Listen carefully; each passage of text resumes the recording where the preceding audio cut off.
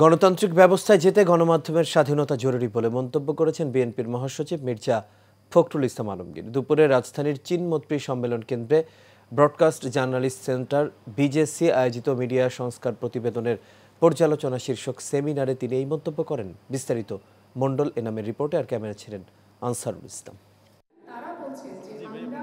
ঢাকার চীন মৈত্রী সম্মেলন কেন্দ্রে দেশের সম্প্রচার গণমাধ্যমের সংস্কার এবং স্বাধীন সাংবাদিকতার পরিবেশ নিশ্চিত করতে রাজনৈতিক দলগুলোর সঙ্গে এই শীর্ষক সেমিনারের আয়োজন করে ব্রডকাস্ট জার্নালিস্ট সেন্টার বিজেসি।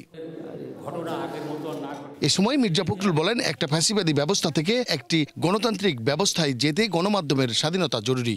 একটা ফ্যাসিবাদী ব্যবস্থা থেকে আমরা গণতান্ত্রিক ব্যবস্থা থেকে যাওয়ার জন্য আপনার এগিয়ে যাচ্ছি। অনেক আলোচনা হয়েছে, কমিশন হয়েছে, আন্দোলন হয়েছে, সব কিছু মিলিয়ে ঠিক সেই সময়ে গণমাধ্যমের এই স্বাধীনতার বিষয়টি, বিশেষ করে সম্প্রচারের বিষয়টি নিঃসন্দেহে অত্যন্ত গুরুত্বপূর্ণ। যদি পরিবর্তন মন থেকে না চাই তবে সংস্কার করা সম্ভব নয় বলেও মন্তব্য করেন তিনি।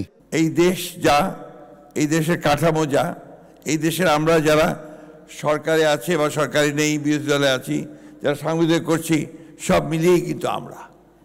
তো সেই জন্যে আমার কাছে মনে হয় যে শুধু সংস্কার যদি আমরা হৃদয়ে ধারণ না করি, মনের মধ্যে না নেই, পরিবর্তন করতে না চাই, তাহলে এইভাবে সংস্কার কতটুকু সম্ভব হবে আমি জানি না।